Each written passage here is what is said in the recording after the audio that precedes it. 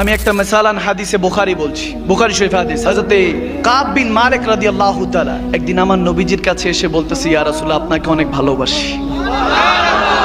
নবীজি যদি সামনে থাকতো, উম্মত দৌড়ায় গিয়ে কদমে ধরে বলতেন না, ইয়া রাসূলুল্লাহ বড় ভালোবাসি? কি ভালোবাসি বলতাম না? আমার নবীর কাছে এসে কাব বিন মালিক রাদিয়াল্লাহু তাআলা বলছি, ইয়া রাসূলুল্লাহ বড় ভালোবাসি। আমার নবী বলে, ভালো মতো বুঝে বল। বলে, ইয়া রাসূলুল্লাহ ভালোবাসি ওয়াল্লাহি, আল্লাহ শপথ করে বলছি। বলে, আবার বলো, বুঝে শুনে তারপর বলো। 3 নাম্বার যখন বললো, ইয়া রাসূলুল্লাহ আপনাকে অনেক ভালোবাসি, আমার নবী বলে, তাহলে পরীক্ষার জন্য প্রস্তুতি নাও। আমি নবীর ভালোবাসা, আল্লাহর ভালোবাসা পরীক্ষা নেই, এমনি এমনি না যায় এসে ভালোবাসি বললা চেহারা একটা ভেটকায়া, পরীক্ষা আসবে। কাব বিন মালিক এটা তো বলে চলে গেলেন। হাদিসে এসেছে এক যুদ্ধে আমার নবী যখন যাবে, আমার নবী রওনা দিলেন, সবাই গেল, কাব বিন মালিক গেলেন না। ভাবছেন যে একটু পরে যাবো, একটু পরে যাবো। এখন ওনার অনেক টাকা পয়সা ছিল, ভালো ফাইটিং করতে পারতেন, যোদ্ধা ছিলেন, ফাইটার ছিলেন, কিন্তু যাবো যাবো বলে আর যাওয়া হয় নাই। সপ্তাহখানিকের মধ্যে আমার নবী যুদ্ধ থেকে চলে আসলেন।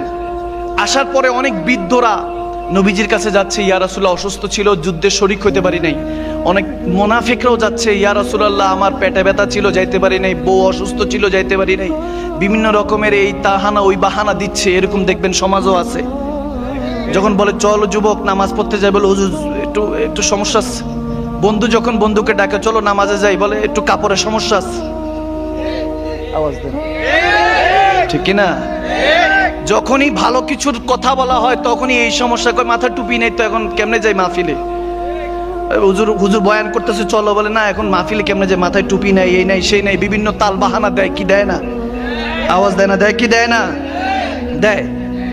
পার্ট 2 দেখতে সাবস্ক্রাইব করে রাখুন।